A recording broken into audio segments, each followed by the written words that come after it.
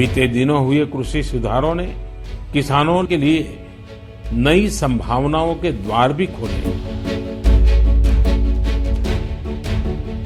इन अधिकारों ने बहुत ही कम समय में किसानों की परेशानियों को कम करना शुरू कर दिया।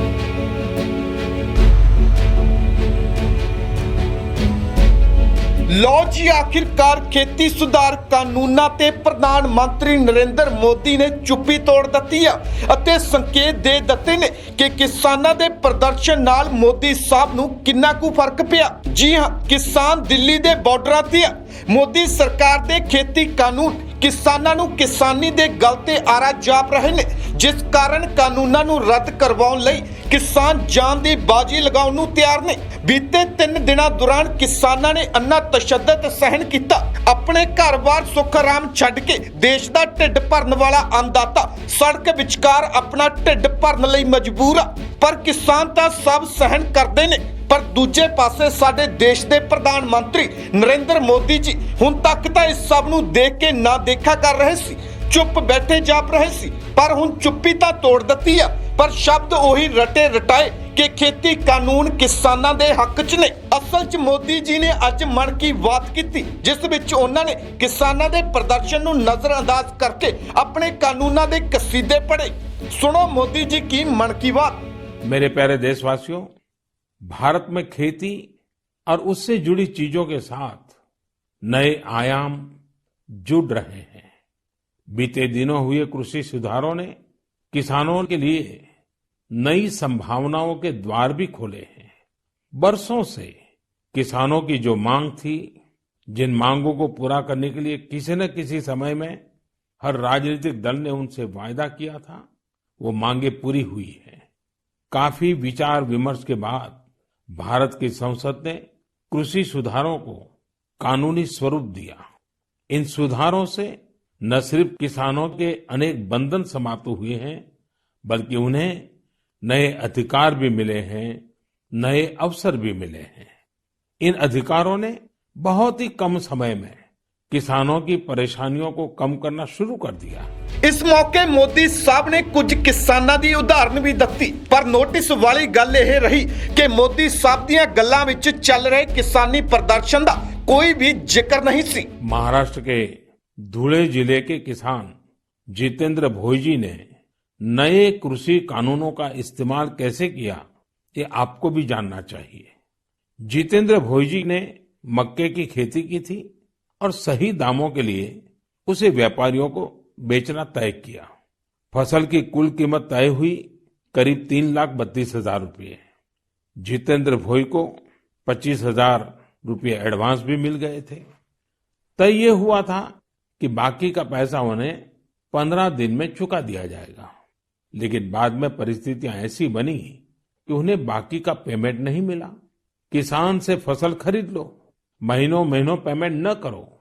संभवतः मक्का खरीदने वाले बरसों से चली आ रही उसी परंपरा को निभा रहे थे। इसी तरह 4 महीने तक जितेंद्र जी का पेमेंट नहीं हुआ। इस स्थिति में उनकी मदद की सितंबर में जो पास हुए हैं, जो नए कृषि कानून बने हैं, वो उनके काम आए। इस कानून में ये तय किया गया है कि फसल खरीदने के 3 दिन में ही किसान को पूरा पेमेंट करना पड़ता है, और अगर पेमेंट नहीं होता है तो किसान शिकायत दर्ज कर सकता है। कानून में एक और बहुत बड़ी बात है, इस कानून में ये प्रावधान किया गया है कि क्षेत्र के एसडीएम को 1 महीने के भीतर ही किसान की शिकायत का निपटारा करना होगा। अब जब ऐसे कानून की ताकत हमारे किसान भाई के पास थी, तो उनकी समस्या का समाधान तो होना ही था। उन्होंने शिकायत की और चंद ही दिन में उनका बकाया चुका दिया गया। यानी कि कानून की सही और पूरी जानकारी ही जितेंद्र जी की ताकत बनी। क्षेत्र कोई भी हो, हर तरह के भ्रम और अफवाहों से दूर सही जानकारी हर व्यक्ति के लिए बहुत बड़ा संबल होती है। किसानों में जागरूकता बढ़ाने का ऐसा ही एक काम कर रहे हैं राजस्थान के 12 जिले में रहने वाले मोहम्मद असलम जी। ये किसान उत्पादक संघ के सीईओ भी हैं। जी हाँ, आपने सही सुना, किसान उत्पादक संघ के सीईओ।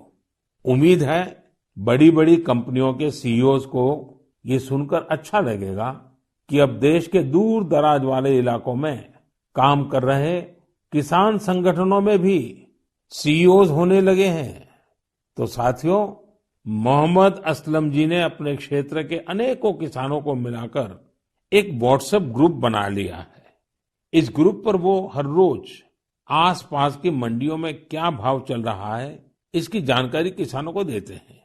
खुद उनका एफपीओ भी किसानों से फसल खरीदता है, इसलिए उनके इस प्रयास से किसानों को निर्णय लेने में मदद मिलती है। साथियों, जागरूकता है तो जीवंतता है। अपनी जागरूकता से हजारों लोगों का जीवन प्रभावित करने वाले एक कृषि उद्यमी श्री वीरेंद्र यादव जी हैं। वीरेंद्र यादव जी कभी ऑस्ट्रेलिया में रहा करते थे। 2 साल पहले ही वो भारत आए और अब हरियाणा के कैथल में रहते हैं। दूसरे लोगों की तरह ही खेती में पराली उनके सामने भी एक बड़ी समस्या थी। इसके सॉल्यूशन के लिए बहुत व्यापक स्तर पर काम हो रहा है। लेकिन आज मन की बात में मैं वीरेंद्र जी को विशेष तौर पर जिक्र इसलिए कर रहा हूं क्योंकि उनके प्रयास अलग है, एक नई दिशा दिखाते हैं। पराली का समाधान करने के लिए वीरेंद्र जी ने पुआल की गांठ बनाने वाली स्ट्रॉ बेलर मशीन खरीदी। इसके लिए उन्हें कृषि विभाग से आर्थिक मदद भी मिली। इस मशीन से उन्होंने पराली के गट्ठे बनाना शुरू कर दिया। गट्ठे बनाने के बाद उन्होंने पराली को एग्रो एनर्जी प्लांट और पेपर मिल को बेच दिया। आप जानकर हैरान रह जाएंगे कि वीरेंद्र जी ने पराली से सिर्फ 2 साल में 1.5 करोड़ रुपए से ज्यादा का व्यापार किया है और उसमें भी लगभग 50 लाख रुपए मुनाफा कमाया है। इसका फायदा उन किसानों को भी हो रहा है जिनके खेतों से वीरेंद्र जी पराली उठाते हैं। हमने कचरे से कंचन की बात तो बहुत सुनी है, लेकिन पराली का निपटारा करके पैसा और पुण्य कमाने का यह अनोखा उदाहरण है। मेरा नौजवानों, विशेषकर कृषि की पढ़ाई कर रहे लाखों विद्यार्थियों से आग्रह है कि वो अपने आसपास के गांवों में जाकर किसानों को आधुनिक कृषि के बारे में, हाल में हुए कृषि सुधारों के बारे में जागरूक करें। ऐसा करके आप देश में हो रहे बड़े बदलाव के सहभागी बने। ਮੋਦੀ ਸਾਹਿਬ ਦੇ ਸ਼ਬਦਾਂ ਤੋਂ ਸਾਫ਼ ਝਲਕ ਰਿਹਾ ਕਿ ਫਿਲਹਾਲ ਖੇਤੀ ਕਾਨੂੰਨਾਂ ਨੂੰ ਰੱਦ ਕਰਨ ਦਾ ਕੇਂਦਰ ਦਾ ਕੋਈ ਇਰਾਦਾ ਨਹੀਂ, ਕਿਉਂਕਿ ਮਨ ਕੀ ਬਾਤ में ਮੋਦੀ ਸਾਹਿਬ ਨੇ ਖੇਤੀ ਕਾਨੂੰਨਾਂ ਬਾਬਤ ਜਿੰਨੀ ਵੀ ਗੱਲ ਕੀਤੀ, ਬਸ ਖੇਤੀ ਸੁਧਾਰ ਕਾਨੂੰਨਾਂ ਦੇ ਫਾਇਦੇ ਹੀ ਗਿਣਾਉਂਦੇ ਨਜ਼ਰ ਆਏ। ਸਰਕਾਰ ਦੇ ਇਸ ਰਵੱਈਏ ਤੋਂ ਬਾਅਦ ਕਿਸਾਨਾਂ ਦੀ ਅੱਗੇ ਦੀ ਕੀ ਰਣਨੀਤੀ ਰਹਿੰਦੀ ਆ, ਇਹ ਤਾਂ ਆਉਣ ਵਾਲਾ ਸਮਾਂ ਹੀ ਬਿਆਨ ਕਰੇਗਾ। Bureau report, channel Punjab.